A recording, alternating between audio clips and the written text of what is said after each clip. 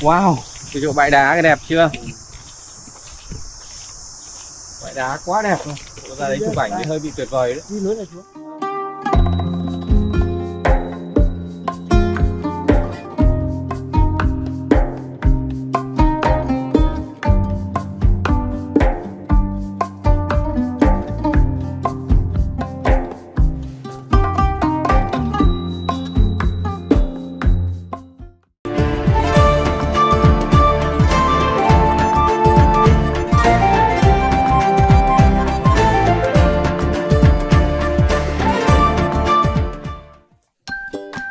Xin chào các bạn.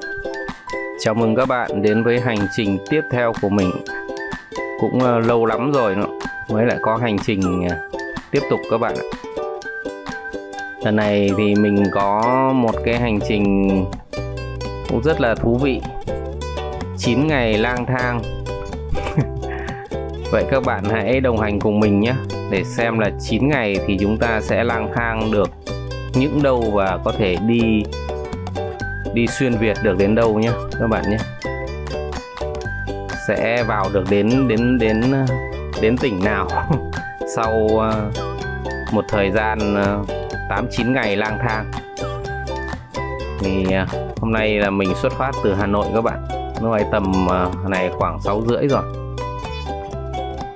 Vừa mới đón một bạn ở bến xe Mỹ Đình và bây giờ lên đường. Toàn những người ham ăn ham chơi các bạn.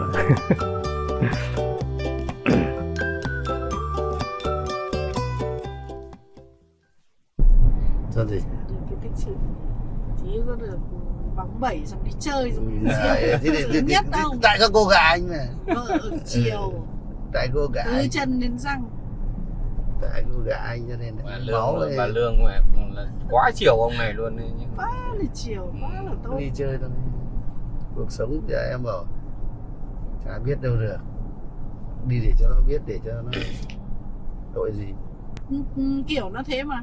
Như em trên kia mấy khi đi mấy cái chỗ bây giờ đi Mộc Châu chắc thì em cũng đã đưa đi cho em, có đã đi sâu vào chỗ nào hay là kỹ chỗ nào. Hôm qua anh bảo sao, anh bảo không biết cô này cô làm văn hóa mà ngã ba Đồng Lộc cô chưa vào thì nghe nó dở vậy.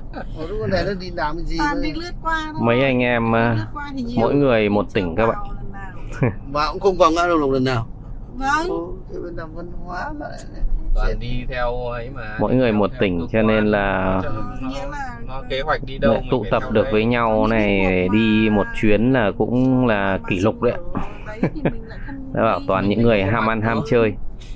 Có những cuộc mà mình đi lướt qua thôi, đi xuyên vào trong kia thì lại không được.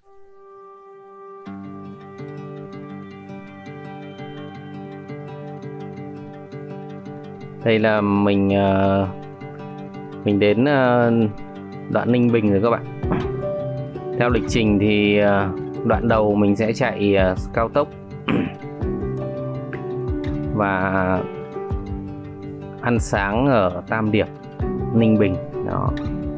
Sau đó đi tiếp thì bắt đầu vào đến khu vực từ Nghệ An đổ vào thì bắt đầu mới chương trình là rẽ ngang rẽ tắt các bạn. Chương trình của lang thang. Vậy thì chúng ta hãy cùng nhau cái hành trình này để xem là 8-9 ngày thì chúng ta có thể đi được vào đến đâu nhé, theo dọc chiều dài đất nước.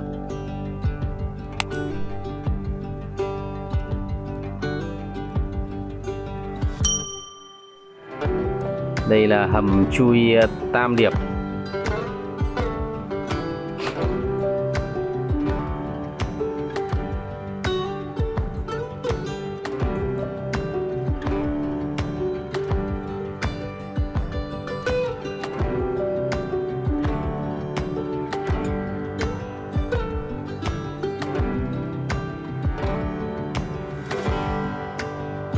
Như mình đã nói thì mỗi một chuyến đi nó không chỉ là chúng ta hành trình từ điểm A đến điểm B mà ngay cả cái hành trình mà chúng ta trải nghiệm trên cung đường Tức là cái thời gian chúng ta đi trên đường cũng đã là một cái trải nghiệm rất là thú vị. Nếu như mà chúng ta lại tìm ra được những cái cung đường mới mẻ nữa thì nó lại càng thú vị. Đó các bạn nhìn không? Ngay trên cao tốc này thôi cũng có những cái cảnh rất đẹp. Đó. Thì đấy chính là cái trải nghiệm của một chuyến đi. Cái nhìn qua kính xe nó giống như là chúng ta đang trải nghiệm những cái lát cắt của không gian và thời gian. Mỗi một cái vùng đất chúng ta đến thì nó đều có những cái phong cảnh, những cái không gian, những cái cảm nhận riêng.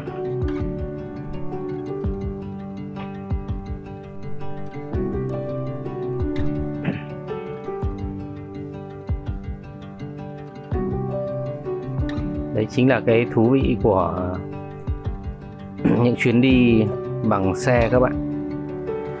Đi máy bay thì chúng ta từ điểm A đến điểm B thôi, đúng không? Chúng ta sẽ không có cái trải nghiệm dọc đường. Và đấy một nhóm người hoặc là một gia đình hoặc một nhóm bạn thân đi với nhau thì chính cái thời gian trên xe chúng ta chuyện trò, tâm sự, tán gẫu với nhau, rồi cùng thưởng thức những phong cảnh đẹp lướt qua kính xe, đúng không? Lướt qua ô cửa của cửa sổ xe. Thì đấy chính là những cái cảm giác, những cái thú vị của chuyến đi các bạn. Những cái cảm xúc, những cái thú vị, và nó sẽ trở thành những kỷ niệm. Những kỷ niệm để sau này chúng ta có cái để ngồi với nhau, lại có cái để kể lại, để nhắc lại. Nó thì đấy chính là cái thú vị của cuộc sống mà. Cuộc sống là sự trải nghiệm.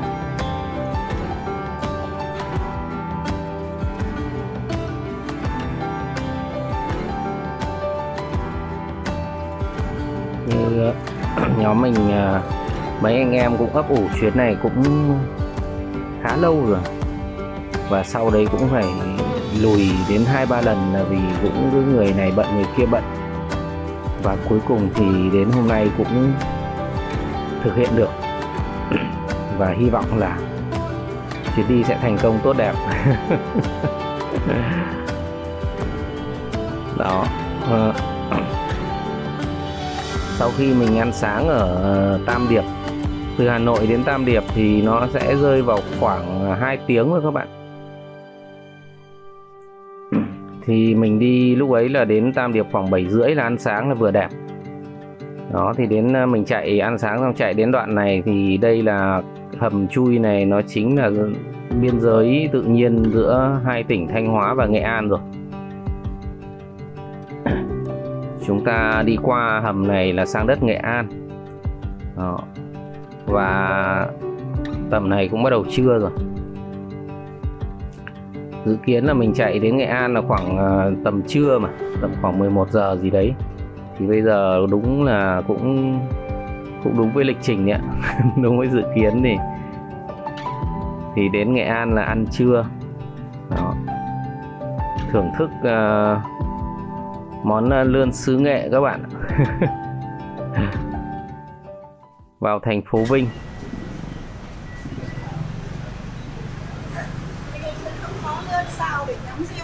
Không có lươn xào à? Có súp, có cháo, mới có miến đúng không? Có miến không? Không có miến.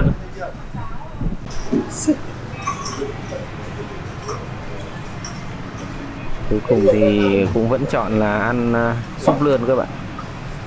Ông anh kia thì cứ phải có cái gì đấy để nhâm nhi tí rượu. Nhưng mà cũng phải thưởng thức cái đặc sản vùng miền đúng không? Cho xin cái đũa để xem súp lươn, thưởng thức món lươn Nghệ An. Nghệ An Hà Tĩnh.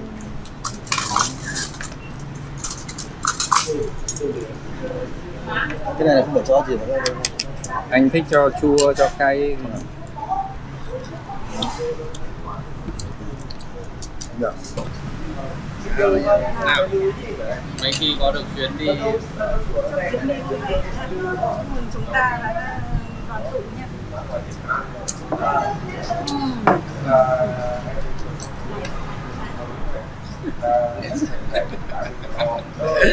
Trời ra có vẻ chứ. Đấy. như có rượu thật. Uống trà mà cứ như uống rượu. Cái giấy không? Cái này nó có mùi đấy.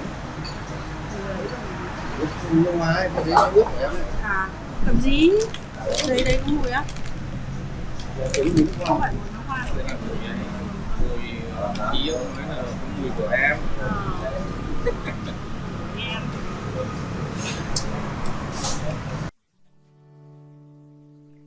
Đó, sau khi ăn trưa xong, thưởng thức món lươn xứ Nghệ thì lại tiếp tục thôi các bạn. Đây chúng ta đang đi qua quảng trường Hồ Chí Minh ở Vinh.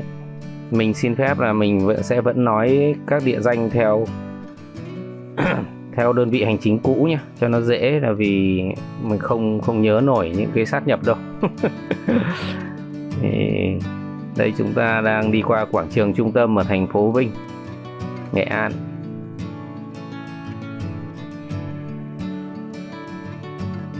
Nhiều khi nhớ theo sát nhập nó hoa hết cả mắt các bạn. Là vì mình bao nhiêu năm rồi quen, nó thuộc lầu lầu những cái địa danh theo cái cũ rồi. Mà thực ra thì các địa danh thì nó vẫn thế mà, chỉ có đơn vị hành chính là thay đổi thôi. Nghệ An thì nó vẫn là Nghệ An, đúng không? Quảng Bình nó vẫn là Quảng Bình.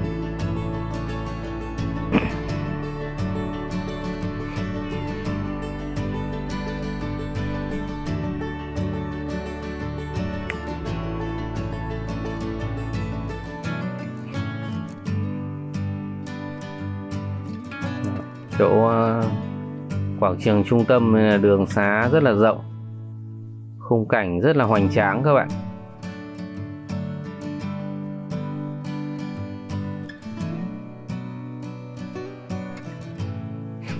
Đó, đi ra ngoài thì bắt đầu là những cái cánh đồng, đúng không?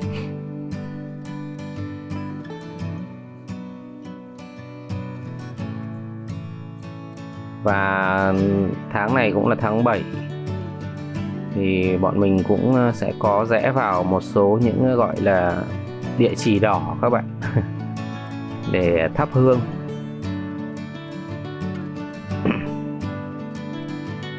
Cũng là mong ước của một hai thành viên trong đoàn, là vì họ cũng chưa bao giờ được đi đến những cái điểm đó.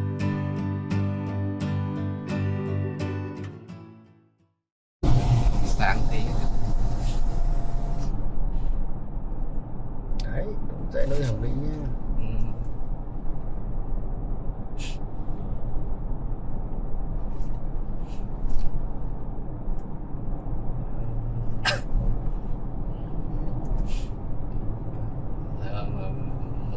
Tết xong nếu mà chưa đi Tây Nguyên thì làm một chuyến lên Sơn La nhé cả nhà nhé.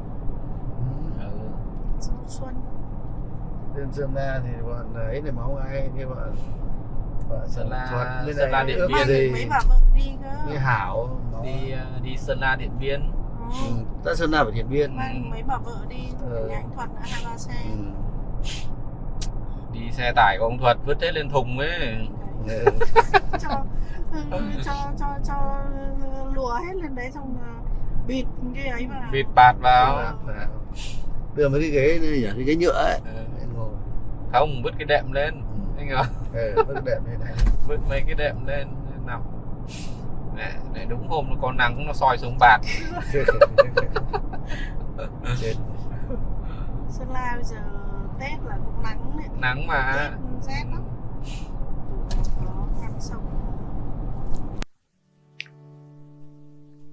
Chúng ta đang đến địa phận Hồng Lĩnh đấy các bạn.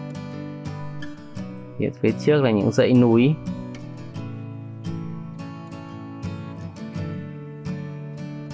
Trong hành trình này thì mình sẽ đi qua nhiều điểm mà mình đã từng đi rồi, nhưng mà vì anh em trong đoàn họ chưa được trải nghiệm thì chuyến này mình gần như là một hướng dẫn viên du lịch cho đoàn đó. Thì cũng lâu lâu rồi chưa quay lại những điểm đó, đúng không? Từ ngày mình đi thì chắc cũng phải 2 năm rồi, 1-2 năm rồi. Thì bây giờ cũng quay lại xem nó thế nào và cho anh em được trải nghiệm, và cũng chia sẻ đến các bạn những hình ảnh, những cái địa điểm, những con cung đường đó xem giờ nó ra sao. Và cũng là để cho có thể có những bạn nào mà muốn đi trải nghiệm những cái cung đường mới mẻ đó thì sẽ có cái để tham khảo. Những cung đường đó thì mình cũng đã từng làm rồi, thế nhưng mà sau 2 năm thì xem nó sẽ ra sao các bạn.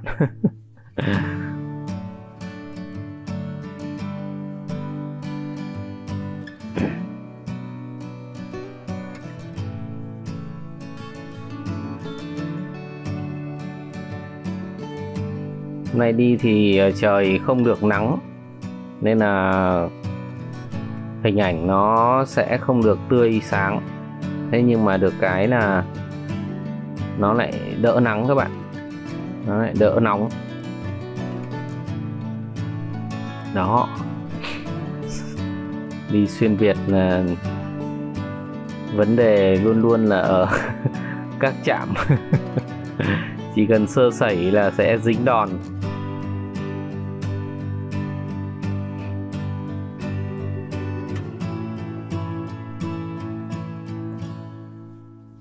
Bắt đầu ra khỏi thành phố Vinh thì là mình không đi theo những cái trục huyết mạch nữa, bắt đầu rẽ ngang rẽ tắt rồi.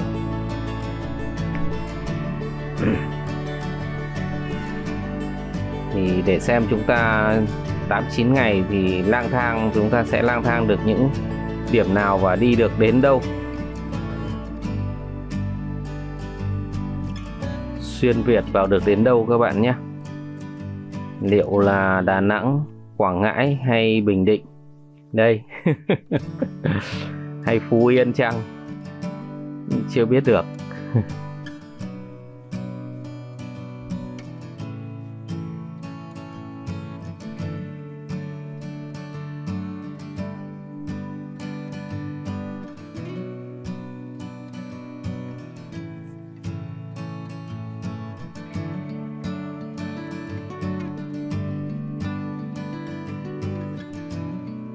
Đây rồi, chúng ta bắt đầu đến điểm đầu tiên và cũng là một cái địa chỉ cũng nên đến trong cái tháng 7.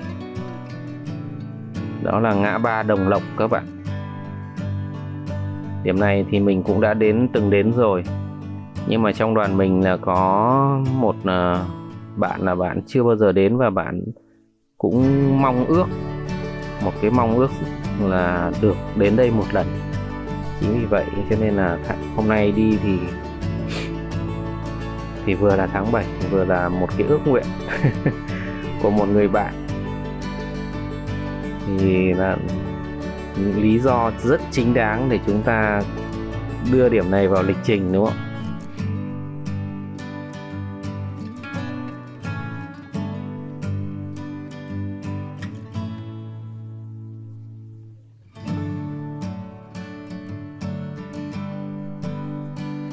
Đó thì điểm này là điểm chúng ta vào mua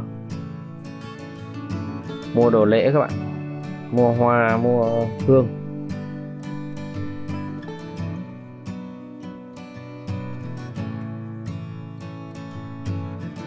Cũng không nắng này, thành ra trời rất là mát các bạn, đi lại dễ chịu, chỉ có là hình ảnh không được rực rỡ thôi. Nhưng thôi thì đấy cũng là một cái trải nghiệm của chuyến đi các bạn. Nếu mà chuyến nào cũng cứ nắng rực rỡ thì nó lại thành nhàm quá, đúng không? Thành quen quá.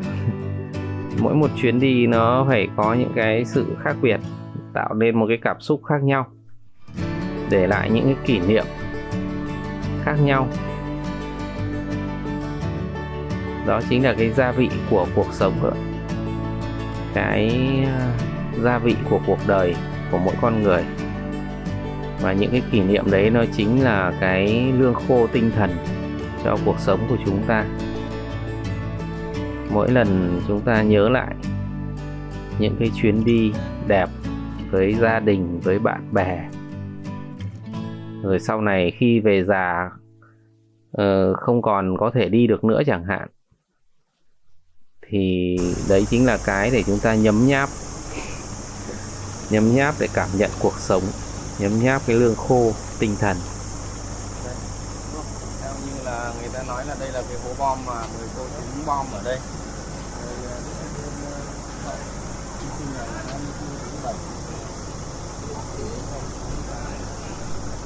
Vậy là sắp rồi đấy giờ. 24 là lúc mình quay về 23.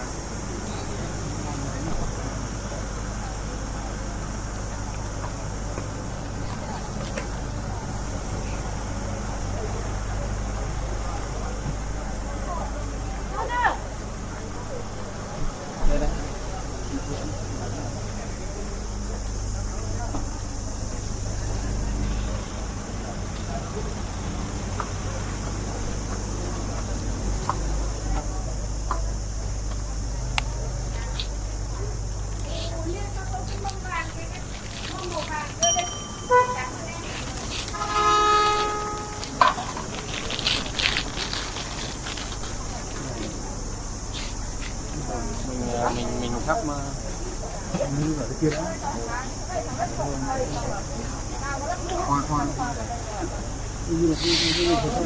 có cái hương đó mà. Đốt hết cả cái này. Đây thì thắp mấy nén còn lại cho đốt được, nhưng mà Ngã ba Đồng Lộc, nơi 10 cô gái thanh niên xung phong đã hy sinh, đúng không? Ở tuổi đời còn rất trẻ, rất trẻ luôn.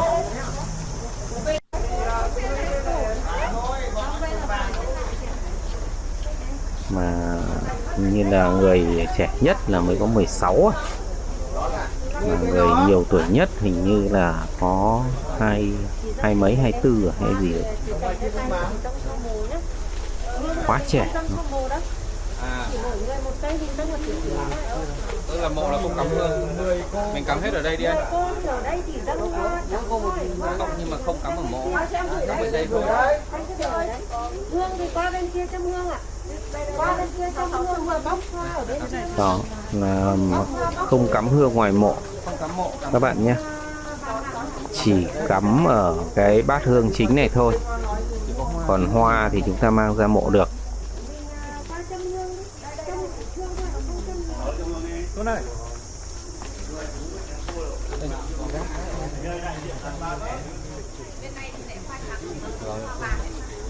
Những người con gái hy sinh khi tuổi đời còn rất trẻ, ở cái tuổi mà đang vui vẻ tận hưởng cuộc sống vô tư, nhưng chiến tranh đã cướp đi cái sự vô tư và cái quyền được sống của họ.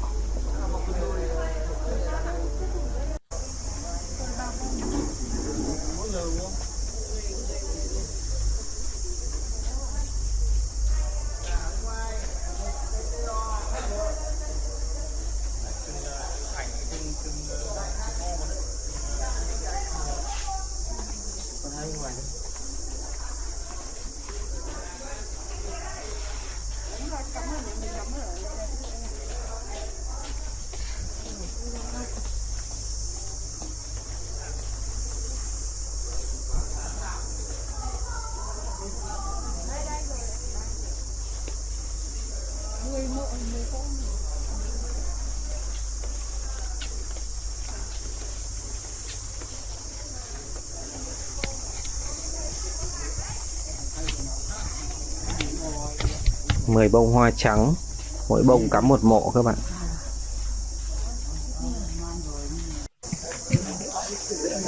Lấy nốt là hoa mày hay không?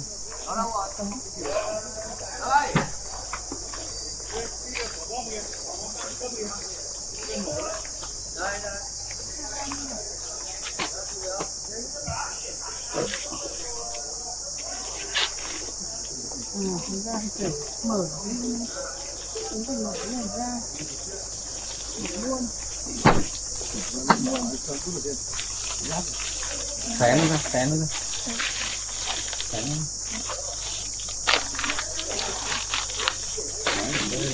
Rút cái xé ra xong nó rứt mất hoa nữa. đi cả bông vậy.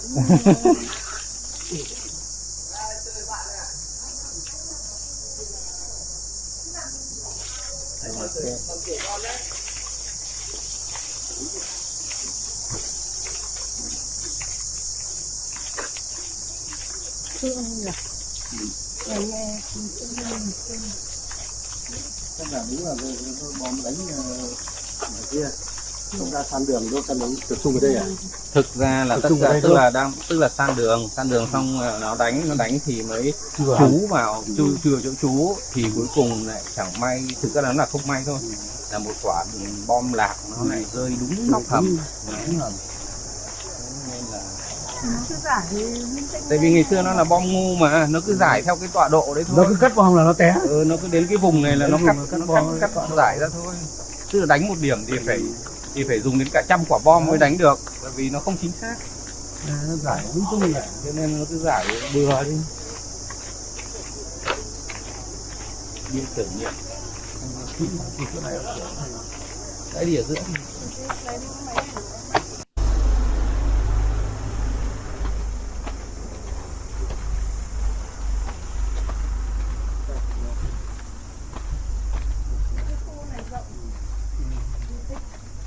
Đây là thẳng cái đường này vào đấy, là đường vào Hồ Chí Minh nhá. Đường đây toàn đúng, đúng rồi. Đi thẳng đường này vào đúng không? Đi thẳng đấy. Vào cái ngoài kia là ngã ba đúng không?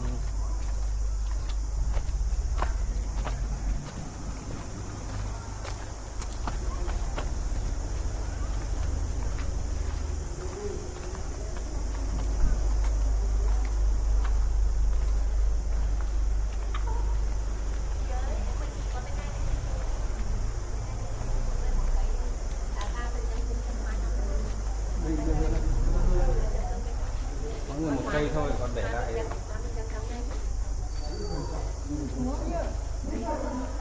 Không châm nhiều quá nó khói.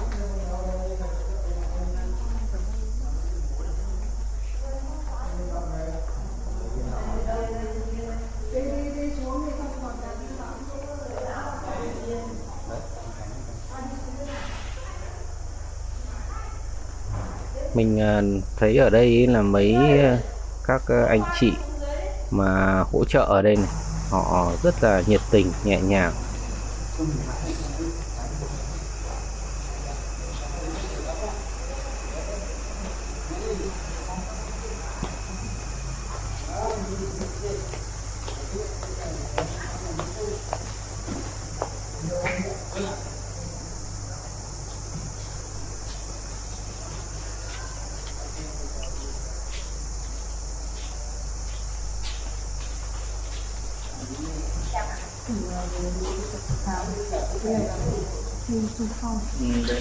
Đây là kiểu tưởng niệm thanh niên xung phong của cả nước.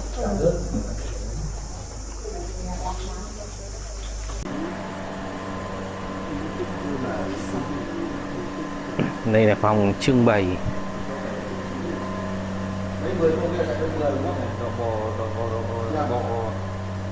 bộ y tế.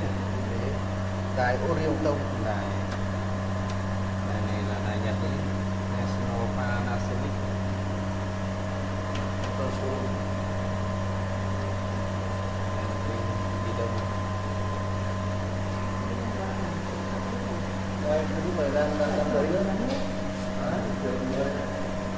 Đây là chụp cái bóng. Không, cái này là vẽ rồi. ảnh trên nhá.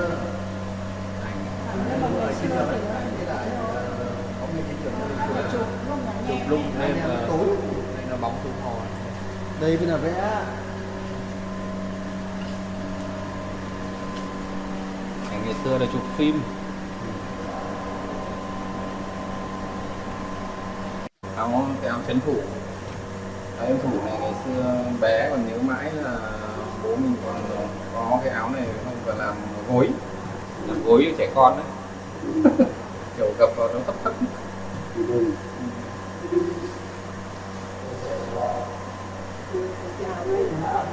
Ấm đó.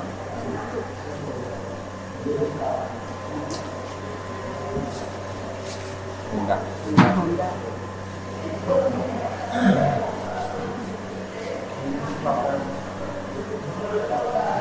Hỏng lại.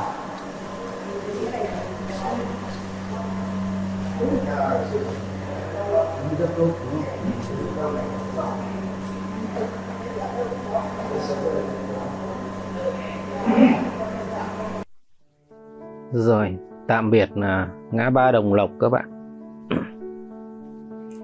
Bọn mình lại tiếp tục những hành trình lang thang trong ngày đầu tiên này. Và các bạn hãy đồng hành cùng mình để xem là hôm nay chúng ta sẽ lang thang những đâu. Đi ngang về tắt thế nào nhé.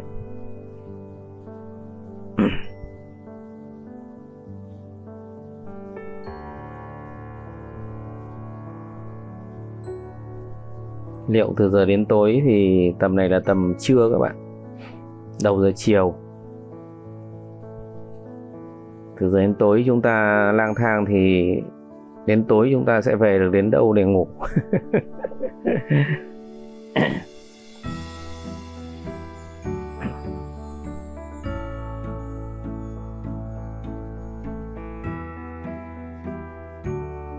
Trời cứ thỉnh thoảng có lắc rắc vài hạt mưa, nhưng mà từ sáng đến giờ thì không mưa to các bạn. Cũng may mắn là không mưa to.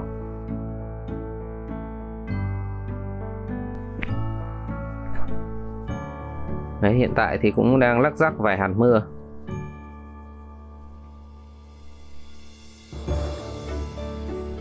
Hy vọng là cứ không mưa to là được các bạn. Mưa to thì sẽ không chơi được.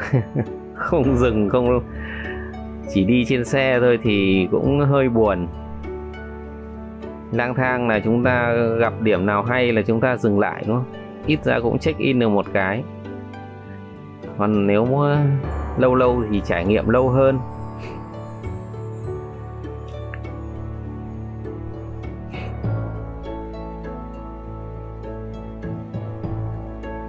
Đây là cầu vượt qua cao tốc Bắc Nam các bạn. Từ bây giờ là chúng ta sẽ đến tối là chúng ta sẽ gần như là không đi theo quốc lộ với cao tốc nhiều nữa rồi. Nếu có thì cũng không đáng kể, chủ yếu là rẽ ngang rẽ tắt. Wow, cánh đồng lúa đẹp quá các bạn. Này mà nắng rực rỡ thì xanh biếc ấy.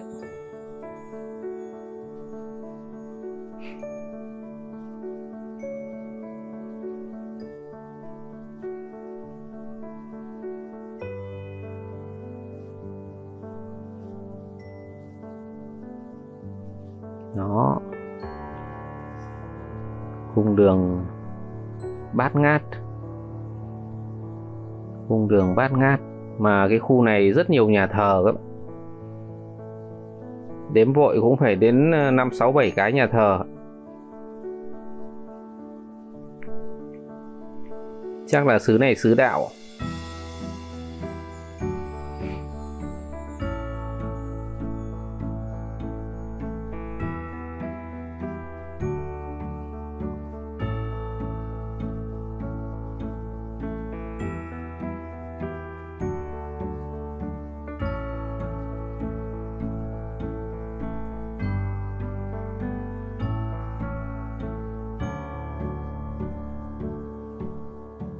Chỗ này là thuộc dạng cửa biển rồi các bạn.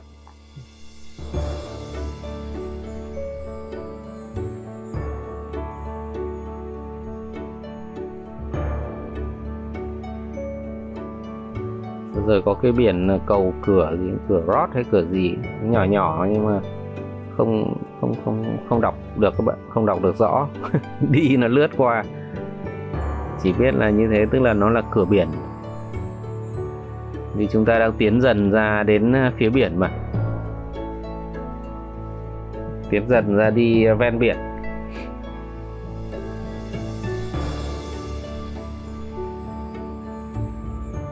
Đi ven biển thì trời như này thì biển sẽ không được xanh biếc, không toát lên được cái vẻ đẹp của biển miền Trung. Đó, trời lại lắc rắc này các bạn. Nhưng được cái đi này nó lại mát. Trời nhiều mây này, mát mẻ.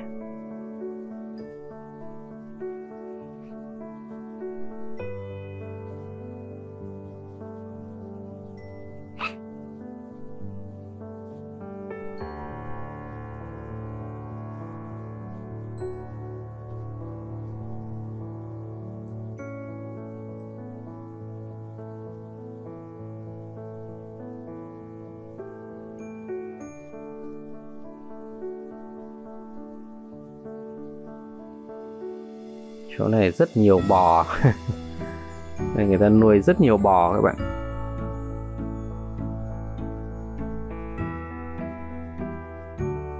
Đây vẫn thuộc địa phận Hà Tĩnh nhé các bạn nhé.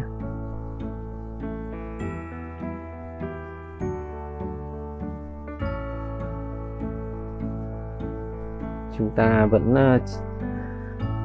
vẫn ở địa phận Hà Tĩnh.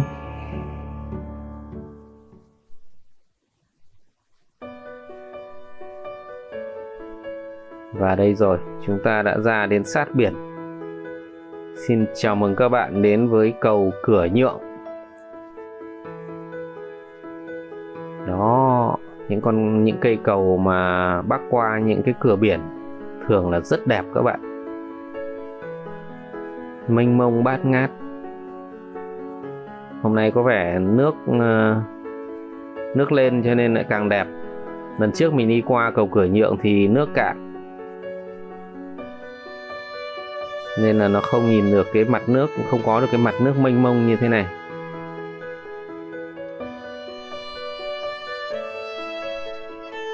Bắt đầu từ đây thì chúng ta sẽ đi theo con đường ven biển Hà Tĩnh. Đó. Thì mình sẽ nói những cái điểm gọi là chính để lấy map. Thì nếu bạn nào chưa đi bao giờ và muốn đi thì sẽ có cái để tham khảo nhé. Đây, cái điểm xuất phát của cái cung đường này chính là cầu Cửa Nhượng.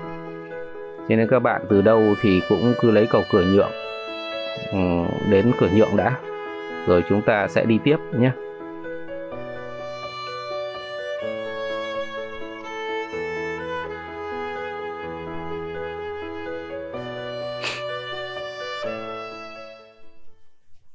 Đó, đi qua khỏi cầu Cửa Nhượng thì các bạn sẽ thấy có một cái lối rẽ bên tay trái này. Đấy, trước mặt chúng ta bên tay trái phía trên đường là cầu Cửa Nhượng chúng ta vừa đi. Thì chúng ta rẽ xuống cái lối dưới này. Hãy đi qua cầu Cửa Nhượng nhé. Thì ngay khi hết cầu sẽ có một cái lối rẽ bên tay trái này, đường bê tông. Đi xuyên vào khu dân cư này, xuyên vào cái làng này.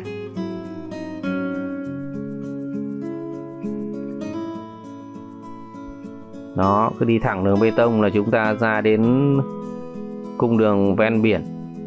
Đường ven biển đây gọi là đường ven biển Kỳ Bắc. Đó.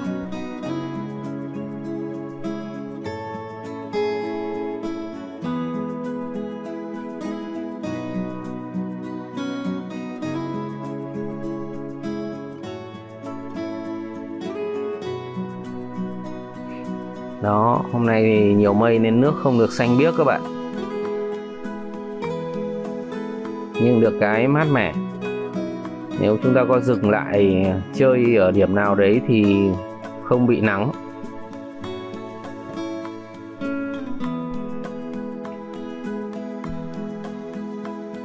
Nhưng có một cái lưu ý cho những bạn nào đi xe gầm thấp. Thì đoạn đường Kỳ Bắc này là đường bê tông. Đi thì ok nhưng mà có nhiều chỗ đường xấu. mấp mô, những cái gờ nó khá là cao, cho nên là các bạn đi để ý, nếu không bị sập là dễ vèo mồm tèo môi lắm. Sập gầm lắm. Có những cái chỗ nó gờ lên mà rất khó phát hiện, là vì nó không phải là do người ta đắp lên thành gờ, mà do cái nền đường ấy nó sụt lún, cho nên nó đồng màu với nhau, nhìn rất khó. Nhất là khi đi đường này lại cứ mải ngắm cảnh ấy, thì bản thân mình cũng bị sập mấy phát, nhưng mà xe mình gầm cao thì nó không vấn đề gì. Đấy. Xe mình xe SUV gầm cao thì bản chất cái gầm của nó đã là để chịu những cái đường xấu rồi, cho nên 1-2 cú sập thế nó cũng không ảnh hưởng gì. Nhưng những dòng sedan ấy thì là bản chất cái gầm là để người ta thiết kế để đi đường đẹp đó, cho nên là những cái cú sập gầm như thế thì vừa gầm thấp nữa thì có thể là sẽ gây ra những cái ảnh hưởng nhất định. Cho nên là những bạn gầm thấp thì nên để ý nhé, chứ không mải ngắm cảnh quá là lại nhẹ nhàng thì cũng xước mất cái ba đờ sốc chẳng hạn.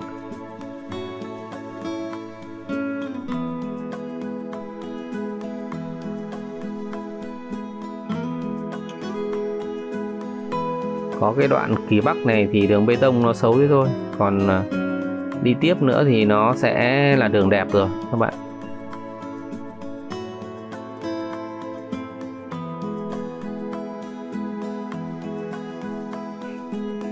Ở cái đoạn này đây thì đấy, cái chỗ có xe máy đỗ này các bạn, là nó là cái kiểu như cái vựa hải sản của các cái tàu đánh bắt gần bờ ấy. Họ về đây họ đổ. Có lần mình đi qua thấy ui, họ lấy hàng đông lắm, đóng thùng xốp.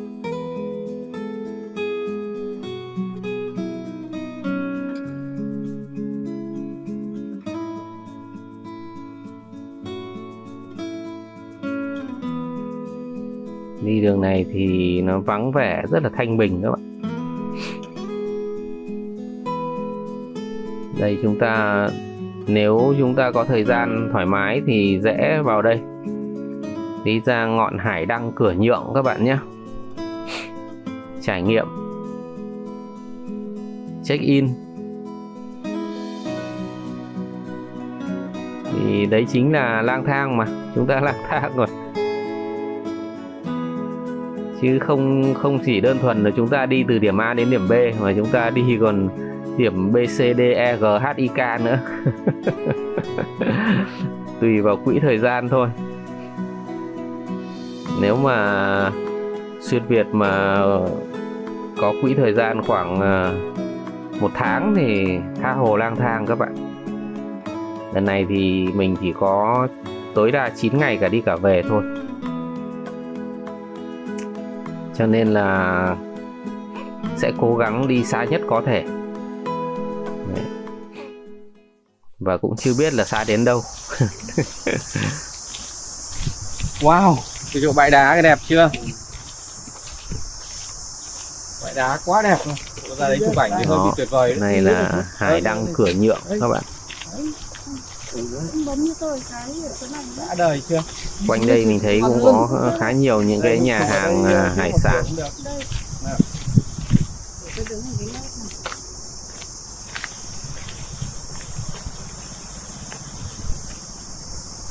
Đẹp nhỉ, chụp cái ảnh đẹp.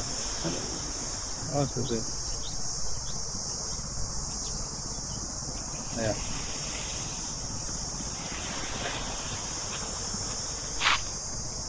2, 3 rồi.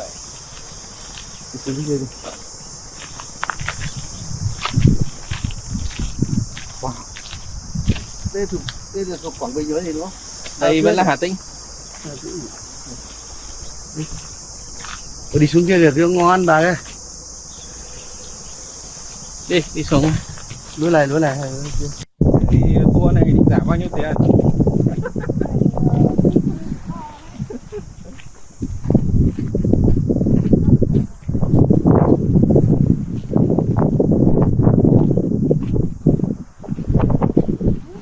ở cái bãi cát này tắm tốt đúng không? Đây tắm trắng này này. Đấy. 10.000 một người.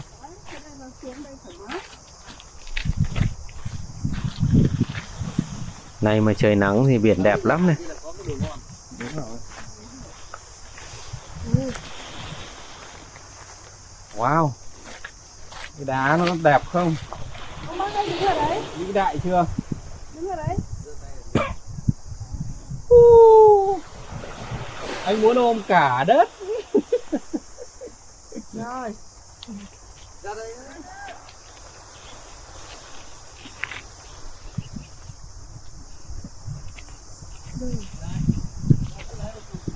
Ông bác ơi, ngoảnh đây nào.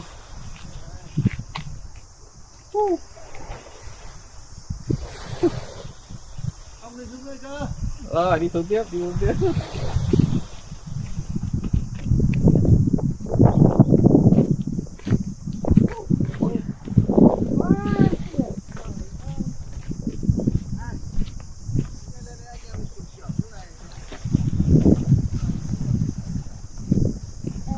Chỗ này chắc Mai đừng giặt cái áo đi nhá. không, tối nay giặt mai nó lại khô rồi mà. Mai để thay cái áo phông xanh nhá. Để cái đá này nó không trơn. Chân đất là hết trơn ngay. Quả mẹ dép ở đây. Dép đây. Thật đấy. Đấy, chân đất.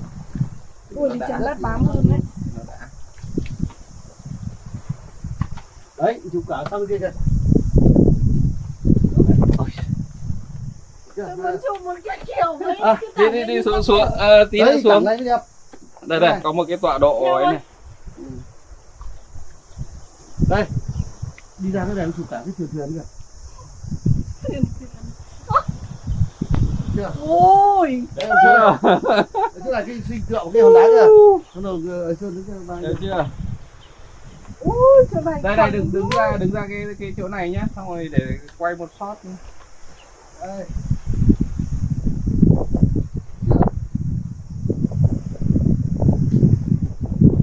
đây mà.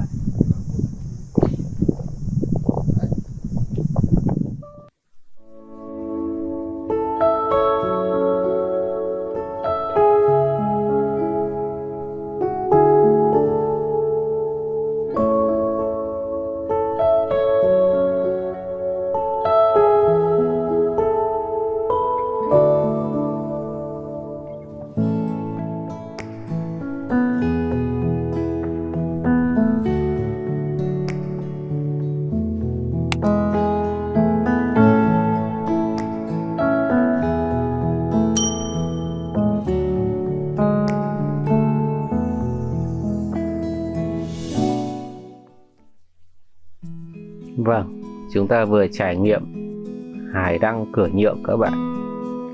Một điểm cũng rất là đẹp, đáng để chúng ta dừng chân đúng không các bạn? Đó là những cái giá trị của những hành trình lang thang. Không đi theo những tuyến đường quen thuộc.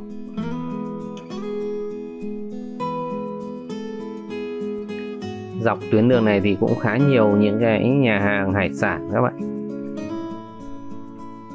Mùa này là mùa du lịch mà, thì những xe cá nhân lang thang cũng hay vào đây.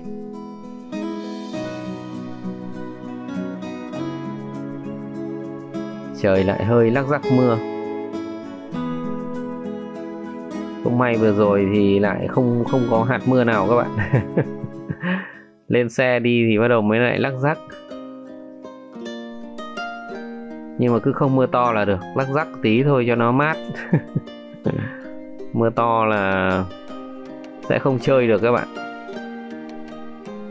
Đó, dọc chỗ này rất nhiều bãi đá nhá. Dọc cái cung đường ven biển này rất nhiều bãi đá. Chúng ta vẫn trên cung đường ven biển Kỳ Bắc. Khu này nó thuộc Kỳ Anh, Hà Tĩnh các bạn.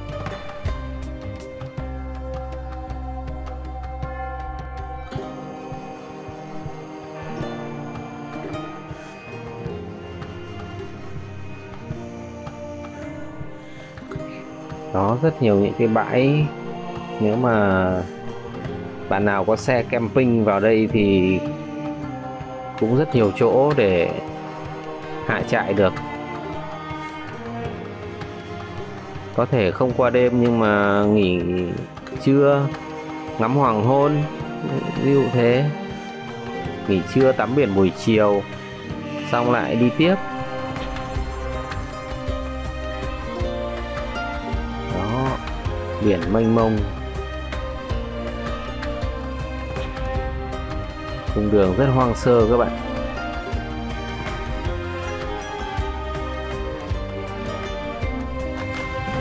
Mình đi vào ngày thường cho nên là nó cũng vắng ấy. Mấy cả tháng này là giữa tháng 7 dương rồi. Nó cũng là hết qua cái cao điểm đi xuyên Việt của mọi người rồi. Cao điểm nhất là tháng 6. Mọi người vừa được trẻ con vừa được nghỉ hè xong nó. Tháng 6 mới đầu tháng 7. Bây giờ mình đi là 15 tháng 7. Cho nên là nó qua cái cao điểm này. Nhất là vào ngày thường nữa, nên là nó cũng không bị đông.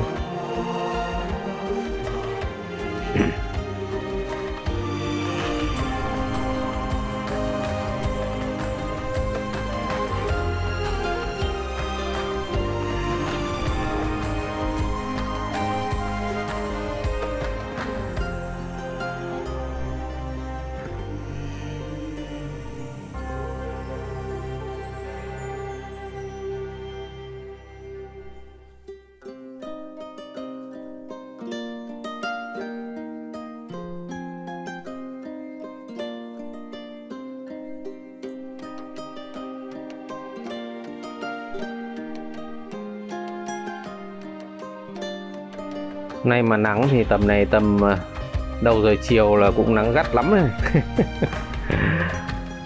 Nhưng mà nắng càng gắt thì biển sẽ càng xanh các bạn. Trời càng trong thì biển sẽ càng xanh. Đấy.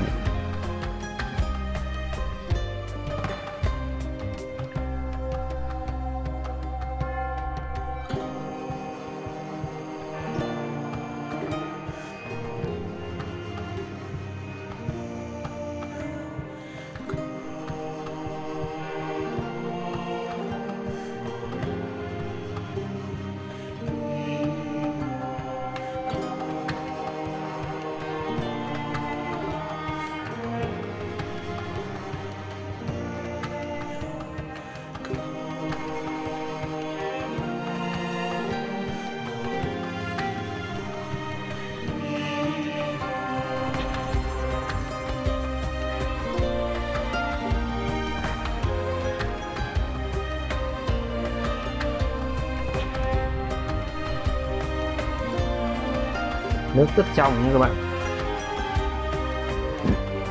Những cái khu gần gần bờ là có thể nhìn thấy đáy.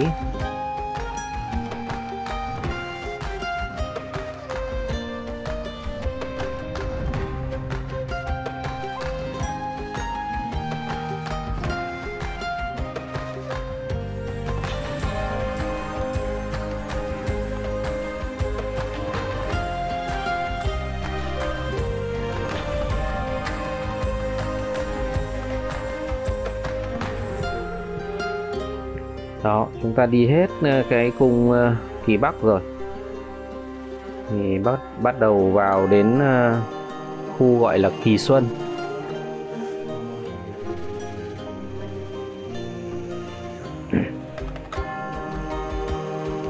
Thì bắt đầu là đường đẹp rồi các bạn, không còn đường bê tông mấp mô nữa. Đoạn này là đoạn Kỳ Xuân các bạn nhé.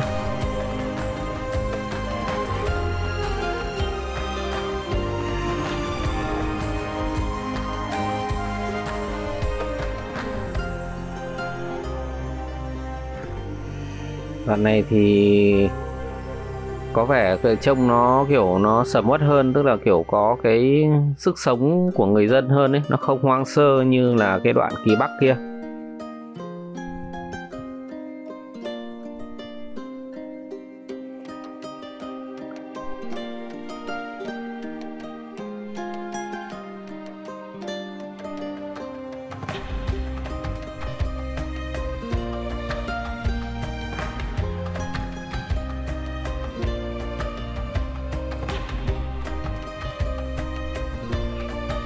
Đến đoạn này thì chúng ta sẽ phải đi vòng vào một đoạn qua một cái khu nghĩa trang của cái làng ở đây thì mới sang vòng sang bên kia mới lại tiếp tục đi ven biển được.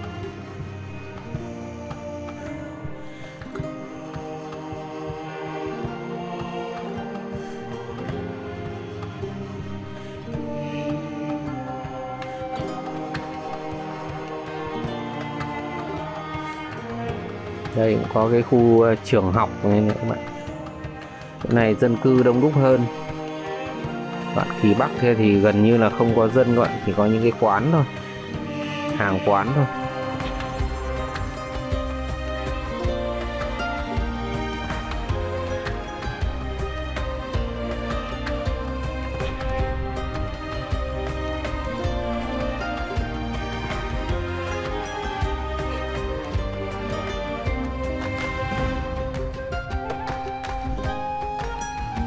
Đó.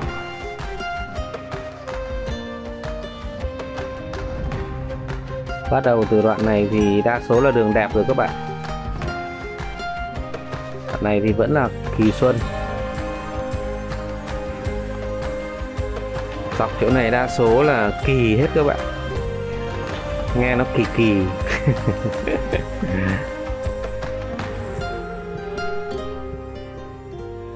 Kỳ Xuân, Kỳ Bắc, Kỳ Phú, Kỳ Ninh, kiểu thế.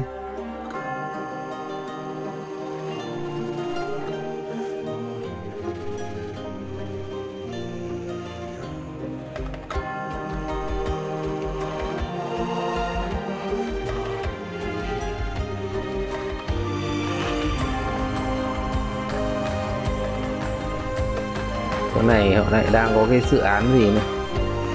Trước mình đi qua thì chỗ này là không có gì, biển không, rất là đẹp. Chỗ này đang có cái công trường.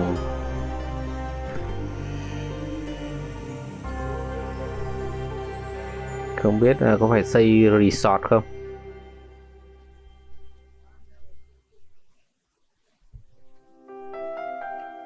Vâng, đi hết đường ven biển Kỳ Xuân thì chúng ta sẽ rẽ vào một cái cung đường gọi là cánh đồng lúa Kỳ Phú các bạn. Chúng ta phải đi rẽ vào đây thì mới lại đi ra đường ven biển tiếp được. Đoạn này cũng rất đẹp các bạn. Lần trước mình đi thì cũng có lúa và lần này cũng lúa. Nói chung là đi vào mùa hè thì đúng là mùa lúa thì chỗ này rất là đẹp. Còn nếu mà vào mùa gặt thì nó sẽ chỉ còn trơ đất và gốc rạ thôi, thì sẽ không được đẹp như thế này. Nếu mà vào mùa gặt thì đúng là đời sau im vắng như đồng lúa gặt xong nữa. Nó khô cằn, nó hoang sơ, nó không có sức sống được như thế này.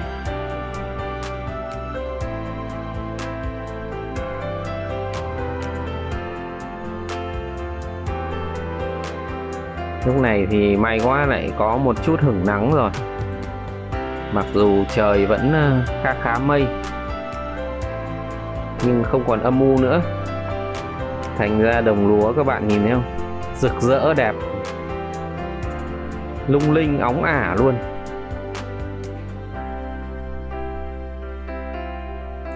Này mà có gió to ấy, thì sẽ có sóng lúa đúng không? Có lẽ là những bạn trẻ sau này thì sẽ không biết được thế nào là sóng lúa. Nhưng mà với thế hệ mình thì sóng lúa nó gắn với tuổi thơ. Vì là nghỉ hè chỉ có lang thang, có khi lang thang khắp cánh đồng luôn.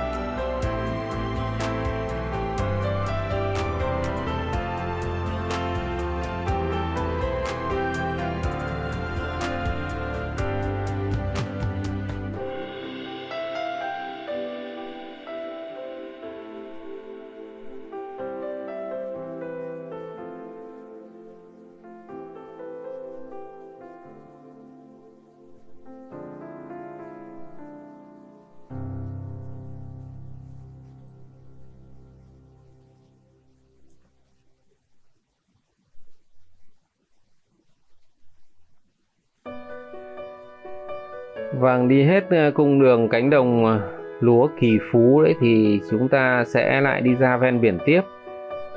Cung đường này thì hiện tại trên Google Maps nó đang ghi là biển Xuân Hội, đường ven biển Xuân Hội. Thực ra nó là thuộc khu Kỳ Ninh nhé. Kỳ Ninh, Kỳ Anh, Hà Tĩnh ấy. Đó, con đường thẳng tắp, một bên là núi, một bên là biển, rất đẹp các bạn.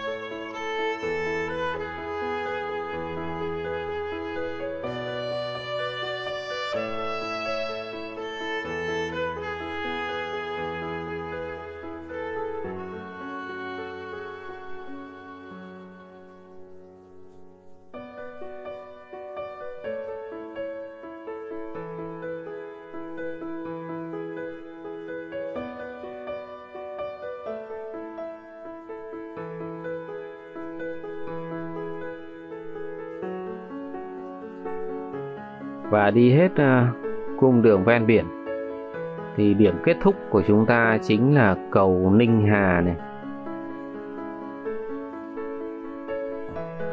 Một cây cầu cũng ở cửa biển rất đẹp các bạn. Về đến đây thì trời xanh đẹp quá các bạn ơi. Đó, trời xanh, cái nước trông nó cũng màu nó cũng đẹp hơn hẳn luôn. Mặc dù đây không phải là ngoài biển nữa rồi, mà nước trông cũng rất là đẹp rồi.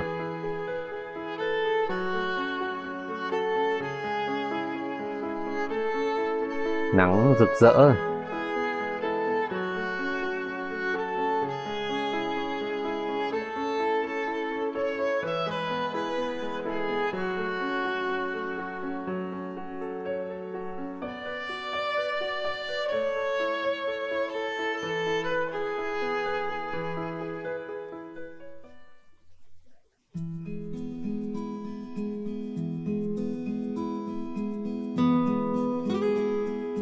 Bây giờ thì chúng ta sẽ quay ra quốc lộ 1 để đi tiếp các bạn. Đi tiếp đến điểm tiếp theo. Đó, đoạn này cũng con đường, cái cung đường đoạn này cũng rất đẹp các bạn này. Hai bên là hai hàng cây bàng Đài Loan. Đó. Cộng với cánh đồng nhìn rất là xanh, con đường rộng không các bạn? Đường rộng rất là thoáng mà. Đẹp.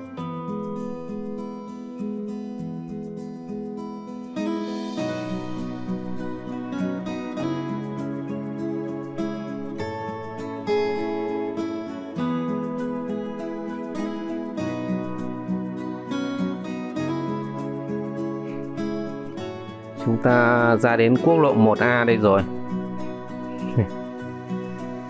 Con đường Thiên Lý Bắc Nam. Ngày xưa các cụ gọi là đường Cái Quan đấy.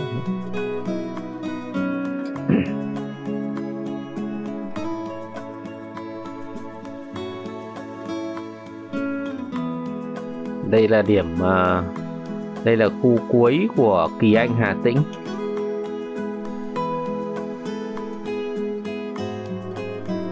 Và đến chỗ này chúng ta rẽ nha. Nếu mà rẽ tay phải thì sẽ đi qua hầm đèo ngang, rẽ tay trái để chúng ta đi qua đèo ngang. Và qua đèo ngang là sẽ là hết địa phận Hà Tĩnh sang địa phận Quảng Bình.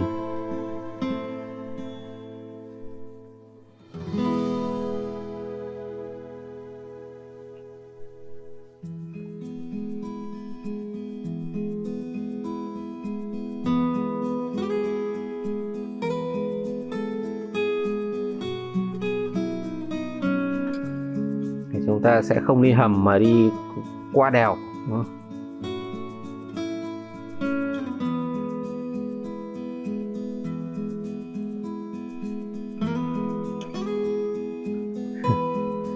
Đây cũng là tầm này cũng bắt đầu chiều muộn muộn rồi các bạn. Chưa muộn lắm nhưng bắt đầu chiều muộn rồi.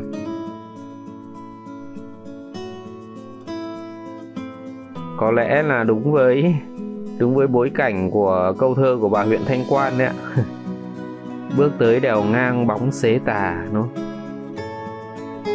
cỏ cây chen lá, đá chen hoa. Thì đây chúng ta bắt đầu trải nghiệm đèo ngang thuộc dãy Hoành Sơn, một trong những dãy núi đâm ngang ra biển, một nhánh đâm ngang ra biển của dãy Trường Sơn. Và dãy Hoành Sơn này thì nó gắn liền với những cái sự kiện lịch sử, những cái sự thăng trầm trong lịch sử của Việt Nam chúng ta các bạn. Nên là nó cũng, đây cũng là đáng một cái điểm để chúng ta dừng chân trải nghiệm. Nó mang tính lịch sử các bạn. Mặc dù con đèo này thấp thôi, không cao, và cung đường cũng không quá khó đi.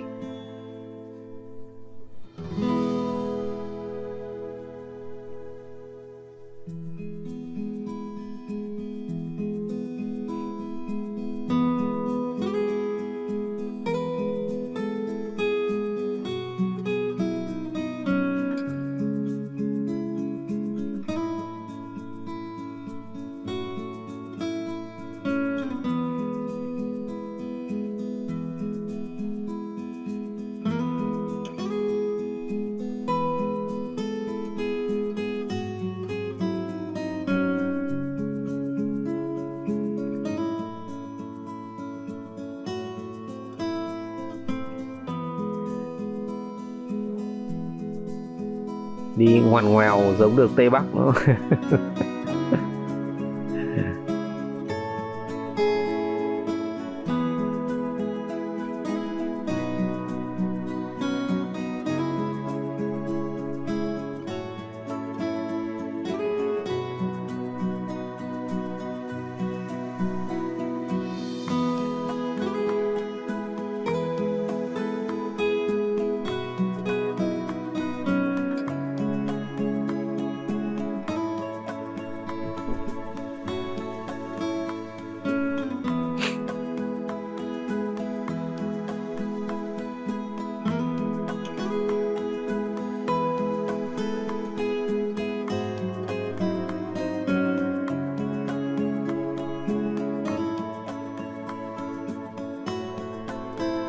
Vâng, đi qua đèo ngang thì chúng ta nên dừng lại một địa điểm lịch sử ở Hoành Sơn Quan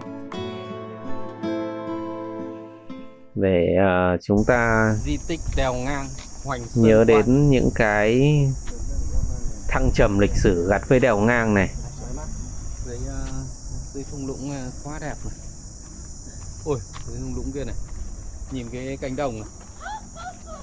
Cánh đồng đã không? Đây, Đấy, chỗ này đồng này, lắm. cánh đồng đẹp không? Đây, lấy ra đây, lấy cái cánh đồng này. Từ từ đã chụp cái ở cái này đấy chứ. Ôi, dưới này đẹp thế. Nào ông đứng cẩn thận tí nào. Cái chạp tí để chụp người bằng cái người chứ ông có đẹp gì đâu mà chụp gần. Để ông Sơn vào đấy đi để chụp đồng Sơn hai ông nào.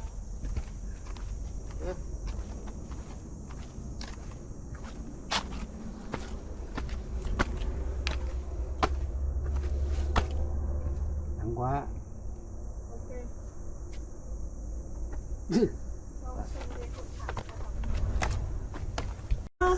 Đấy, Đây là cái thành cổ này đó. đẹp chưa? Bảo Sơn đây. Ơi, Di tích như này nó nói lên ý nghĩa gì đấy? cứ bình tĩnh rồi hướng dẫn viên sẽ giới thiệu. Cứ đếm tiền đi. Cứ đếm tiền bo đi đã. Hướng dẫn viên sẽ giới thiệu. Đứng hay là ngồi cái này nhá. Không, đứng đi, đứng đi. Thế tại vì ở đây nó đang bị mình ở trên cao.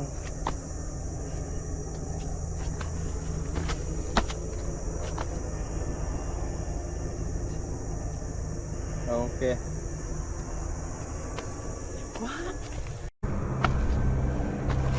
À đây là mình rẽ từ kia chưa?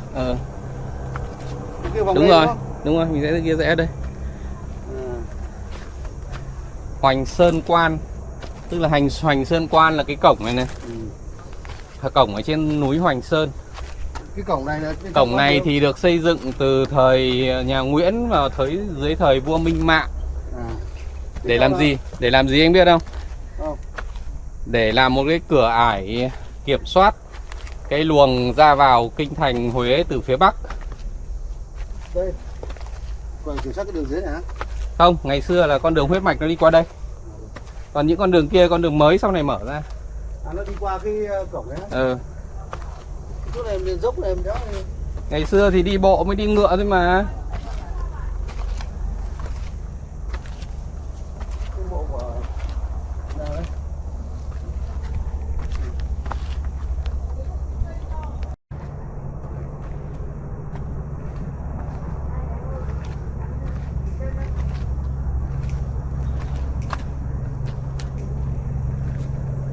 Cái này đẹp đấy. Đó. Nào ông bác đâu rồi? Có thích nghe lịch sử nữa không nào? Có thích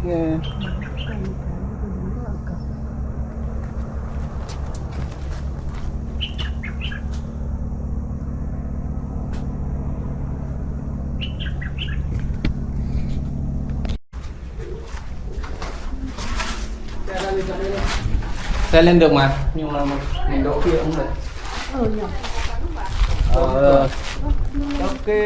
Cái lối nó đi ra đâu? Lối nó đi thẳng trong kia này lại nối vào cái đường kia. Không, cái đường cái cổng này này nữa được. Cổng này nó chỉ là một cái trạm kiểm soát thôi, hiểu chưa? Thu phí à? Trạm kiểm soát để kiểm soát, nó giống như là một cái, nó giống như ngày xưa Quảng Ninh có cái cây 15 ấy.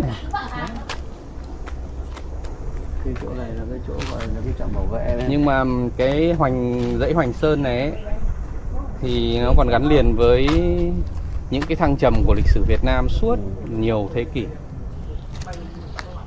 Tức là ngày xưa thì trong nhiều thế kỷ thì nó là một cái ranh giới, biên giới tự nhiên giữa Việt Nam và Chiêm Thành, giữa Đại Việt và Chiêm Thành. Tức là đây là biên giới phía Nam của mình thời xa xưa. Nhưng mà đến năm 1069 thì bắt đầu mọi thứ thay đổi.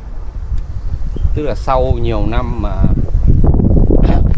quân Chiêm Thành gây rối biên giới phía Nam, thì đến năm 1069 thì vua Lý Thánh Tông đích thân dẫn đại quân chinh phạt Chiêm Thành. Đại quân tiến theo đường biển và vào đất Chiêm Thành qua cửa sông Nhật Lệ. Đánh cái đèo ngang này là một phân chia ranh giới của một bên. Thì đấy, một bên là phía Bắc là Đại Việt, phía Nam ngày xưa là Chiêm Thành. Anh hiểu chưa? Phân Nhật đúng không? Thế thì đến năm 1069 thì vua Lý Thánh Tông mới dẫn đại quân đánh, thì đánh một mạch coi như là hạ được thành Phật Thệ của Chiêm Thành, bắt sống được vua Chế Củ, mang về Thăng Long để hỏi tội.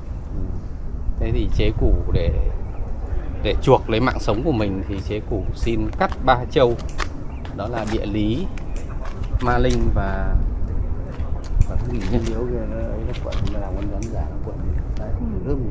Thì 3 cái châu đấy ấy, là tương đương với Quảng Bình và phía Bắc Quảng Trị bây giờ, để dâng 3 châu đấy cho Đại Việt để chuộc lấy mạng sống. Thì sau cái năm 1069 đấy là 3 huyện đấy nhỉ? Là biên giới 3 tỉnh nhỉ? 3 tỉnh à? Là biên giới phía Nam của Đại Việt đến sông Thạch Hãn, kéo dài đến sông Thạch Hãn. Đấy. Thì đấy là một trong những cái sự kiện mà liên quan đến đèo ngang. Và sau đó đến khoảng 500 năm sau thì đèo ngang nó lại trở thành một cái ranh giới với một cái thăng trầm của lịch sử Việt Nam nữa, là cuộc chiến đàn trong đàn ngoài. Đấy. Đúng rồi, chính trị Trung Nguyễn. Chủ Nguyễn. Tức là sau năm 1527 thì Mạc Đăng Dung ép vua Lê để cướp ngôi. Thì có một vị đại thần là của nhà Lê là Nguyễn Kim đã trốn sang Lào, xong đó tìm hậu duệ của vua Lê, của nhà Lê ấy, ở Thanh Hóa để dựng lại nhà Lê, gọi là phò Lê diệt Mạc. Đấy, thì dựng lại thì thời đấy gọi là thời Lê Trung Hưng. Thế nhưng mà đến năm 1545 thì Nguyễn Kim bị một hàng tướng của nhà Mạc Trá Hàng đầu độc chết thì mọi quyền lực rơi vào tay con rể là Trịnh Kiểm. Đấy, thì Trịnh Kiểm bắt đầu thâu tóm quyền lực. Việc đầu tiên là lập mưu giết chết người con cả của Nguyễn Kim là Nguyễn Uông. Thì lúc đấy Nguyễn Hoàng là người con út, là lúc ấy mới có 10 mấy tuổi thôi, thì cũng rất là lo sợ cho tính mạng của bản thân và gia quyến. Thì ông có cho người đến xin ý kiến của Trạng Trình Nguyễn Bình Khiêm. Thì Trạng Trình Nguyễn Bình Khiêm có nói một câu là Hoành Sơn nhất đới, vạn đại dung thân. Có nghĩa là chỉ có đi vào phía Hoành Sơn thì mới có đất dung thân. Nó an toàn nhất.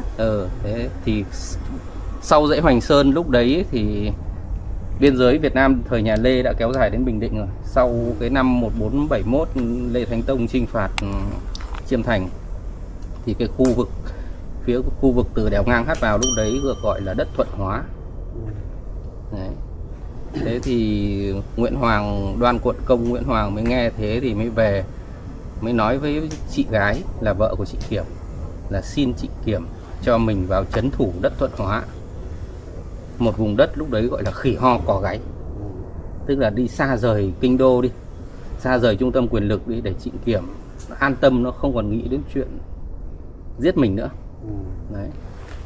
Thì Trịnh Kiểm nghe thấy thế thì mừng quá, cũng đồng ý luôn, là vì đuổi được nó đi, hiểu không?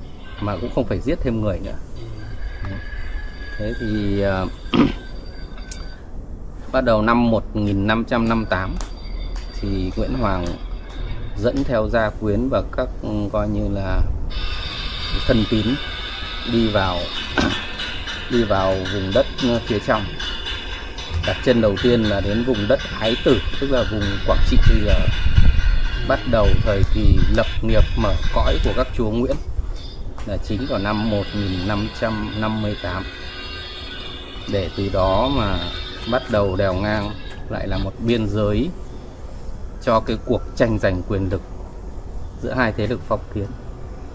Đấy. Cái đèo ngang này nó gắn liền với những cái thăng trầm lịch sử của Việt Nam Quan trọng, còn mốc quan trọng, sự kiện thì quan trọng. các chúa Nguyễn thì có kéo dài hơn 200 năm. Họ xây dựng Đàng Trong và liên tục coi như là chinh phục Chiêm Thành để mở rộng bờ cõi vào phía Nam. Chính cái mà đến tận mũi Cà Mau chính là công lao của các chúa Nguyễn đấy. Rồi, sau khi chúng ta trải nghiệm dãy Hoành Sơn, dãy Hoành Sơn đầy tính lịch sử, thì chúng ta lại tiếp tục hành trình lang thang của mình. Lúc này cũng chiều bắt đầu muộn muộn rồi.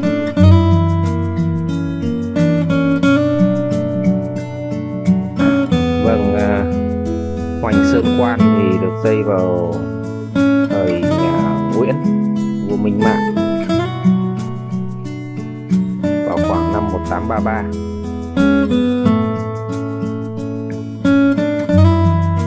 Thế còn dãy Hoành Sơn thì nó gắn liền với suốt chiều dài lịch sử mở mang bờ cõi của Việt Nam đó.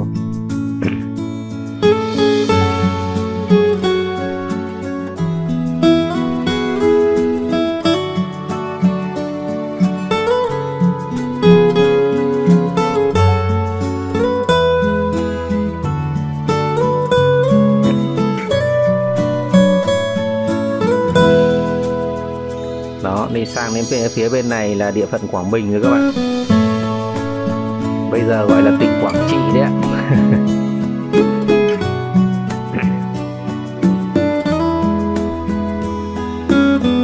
Nhưng mà mình thì vẫn quen dùng các cái địa danh cũ từ ngày xưa các bạn.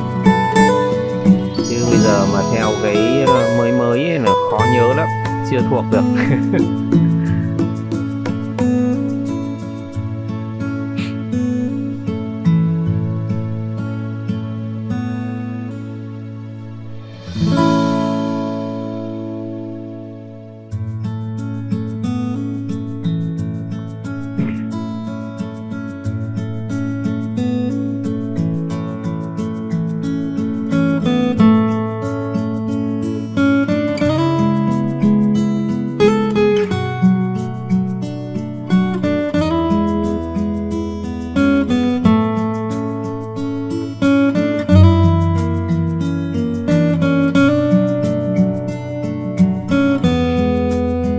Đó, lúc này trời rất đẹp các bạn. Chỗ này là cầu Danh. Cầu Danh chắc là sông Danh hay không?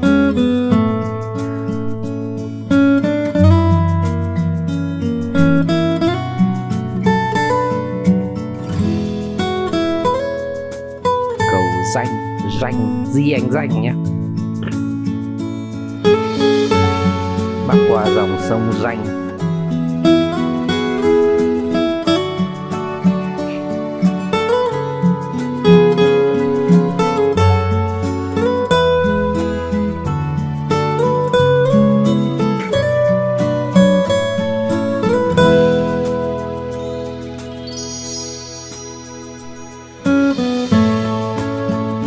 Sau khi chạy theo quốc lộ 1A được một đoạn thì lại tiếp tục rẽ ngang rẽ tắt các bạn.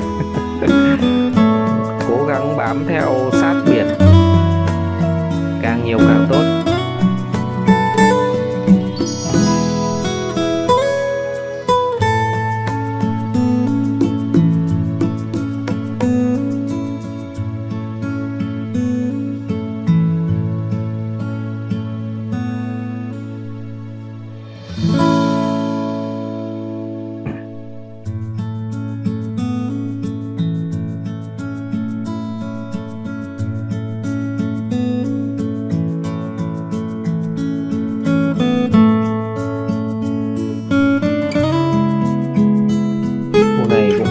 Nhà mới xây này, trông cũng rất là đẹp.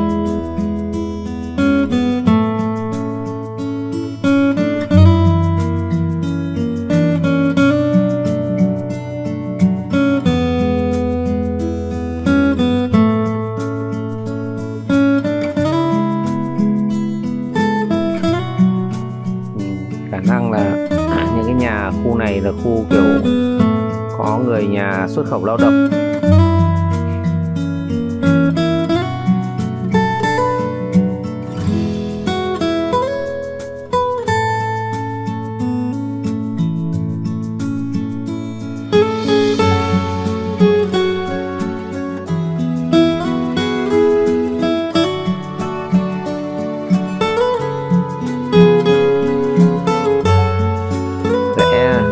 Nhầm mất một đoạn rồi các bạn. Dễ nhầm mất lối rẽ. Giờ phải quay ra ngã ba lúc này.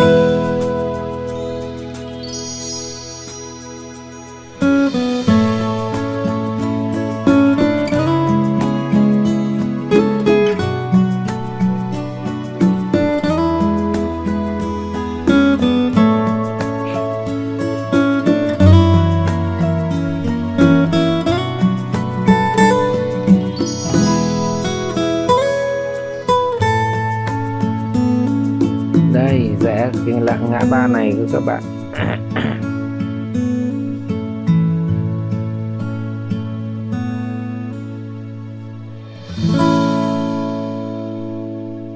Bám tiếp ra cung đường ven biển.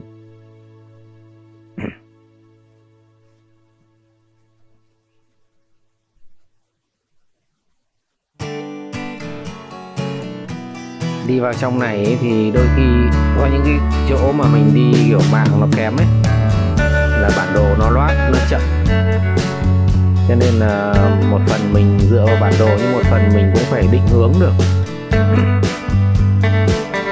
định hướng cơ bản được cái cung đường, cái hướng mình đi thì chúng ta sẽ dễ đi hơn. Còn nếu mà cứ phụ thuộc hoàn toàn vào bản đồ thì đôi khi chúng ta không biết hướng nào để đi thì cũng rất là dễ lạc lắm.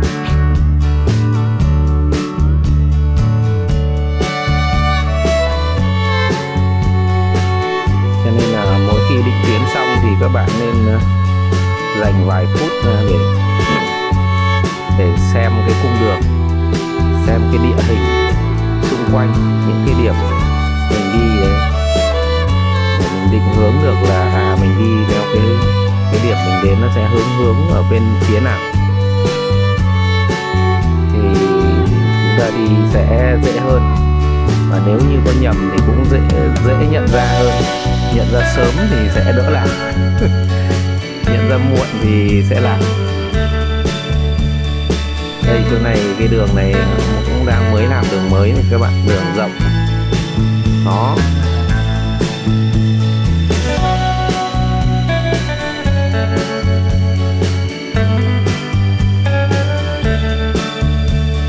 Hai bên toàn cát là cát thôi, thì bên tay trái là có thể nhìn thấy biển xa xa rồi. Cái này không chạy sát hẳn sát biển nhưng mà cũng nó giống như là một cái sa mạc cát ấy. Và thế nào lại cung đường này hoàn toàn là mới mở, rất là đẹp các bạn. Đến đây trời quá đẹp luôn, trời xanh mà có những cái gợn mây kia là đẹp.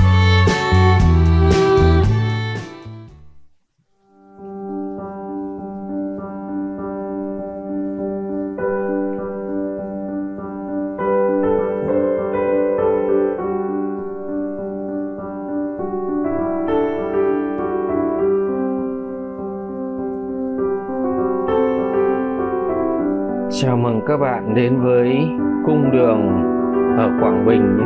Đi xuyên qua sa mạc cung đường ven biển, đi xuyên qua sa mạc.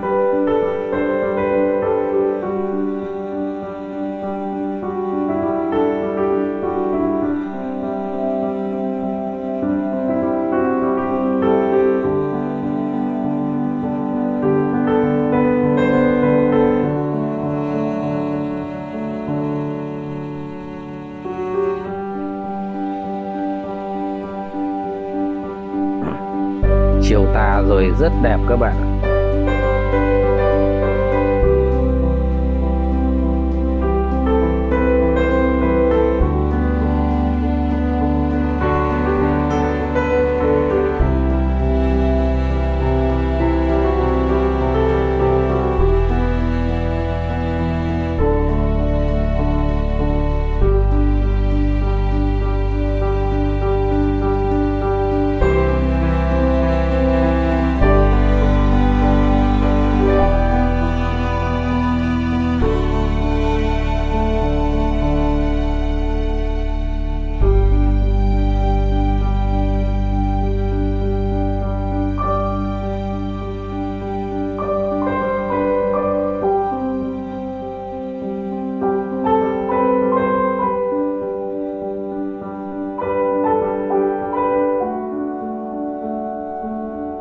Đó, các bạn nhìn bên tay trái xa xa là nhìn thấy biển nữa.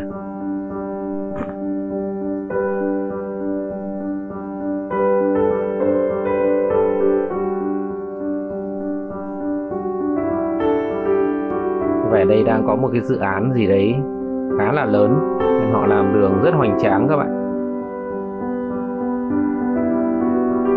Ở đây thì mình nghĩ chắc là chỉ có khu nghỉ dưỡng thôi.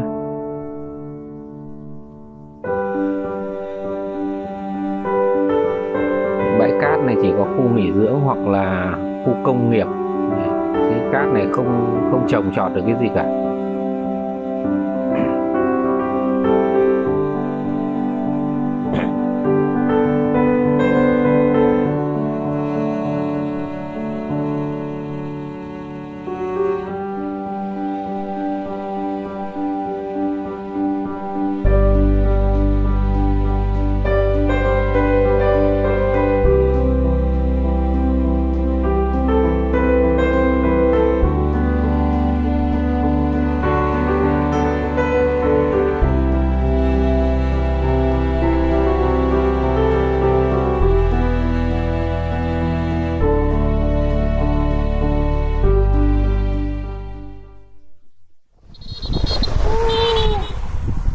Chào mừng các bạn đến với đồi cát Nhân Đức, Quảng Bình nhé. Cát mít luôn này. Đúng buổi chiều tà luôn. Cái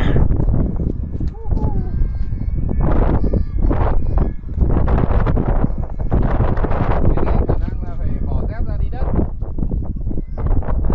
Bỏ dép ra đi đất.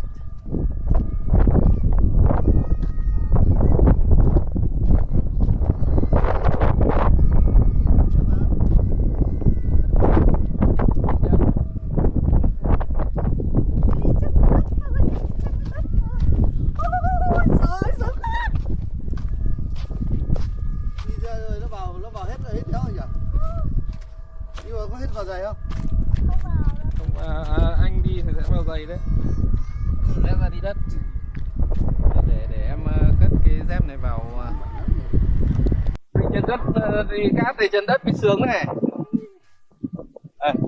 Cát mịn không? Wow. Ui. Cát lại cũng đi đường nữa nhỉ?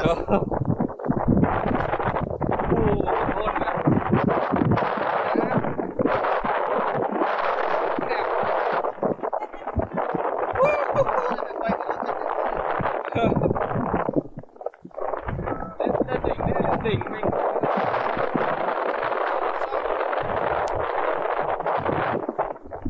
Đẹp không?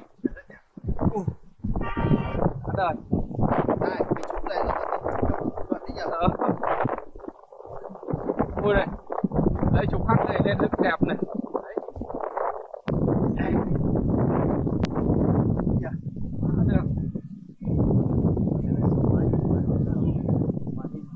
Đây là biển kìa. Đây là biển. Đây là biển. Đây là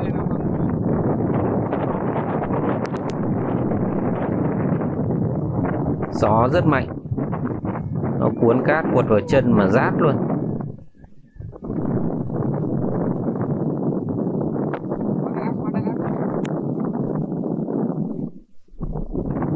Ngồi lên đây nó chắc đỉnh này.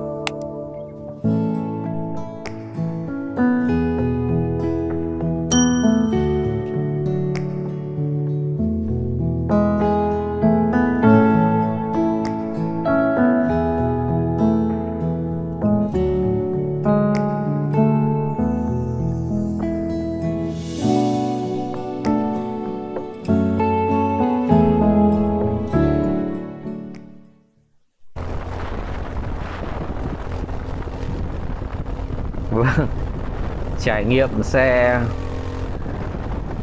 địa hình chạy trên đồi cát các bạn, đúng hoàng hôn luôn, rất đẹp.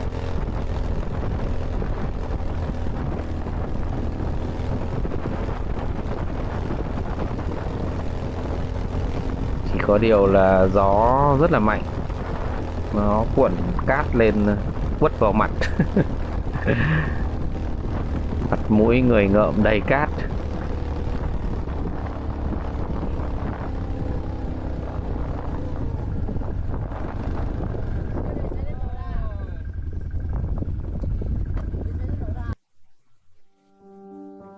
Rồi, tạm biệt đồi cát Nhân Đức các bạn. Giờ chiều muộn muộn rồi. Giờ chúng ta tiến về phía Nhật Lệ, Đồng Hới các bạn. Vậy là tối nay sẽ ngủ ở Đồng Hới các bạn. Một ngày lang thang từ 6 rưỡi sáng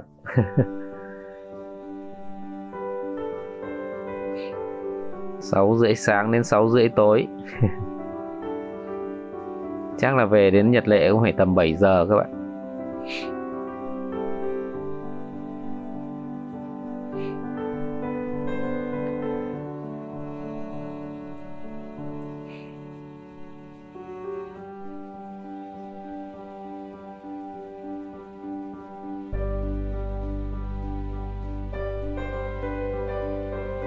Đó. Về đến bãi biển Nhật Lệ thì phố đã lên đèn.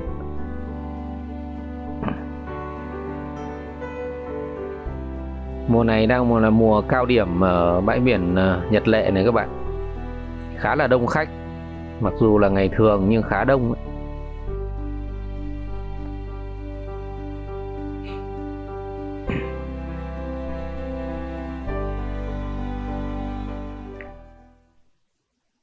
Và buổi tối thì mấy anh em ăn cơm niêu, phải là cơm bữa gia đình thôi.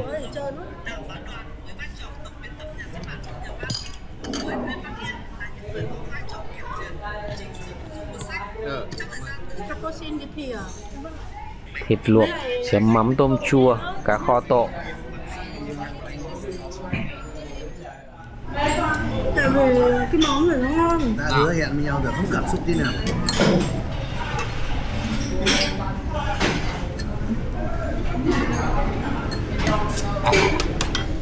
Ngon đấy. Vàng chát. Vàng chát. Đúng là cha đâu. Đấy. Chuẩn là vàng chát. Con không ăn được cái món này. Được. Thiệt thòi. Thế á? Quá thiệt thòi. Kinh á.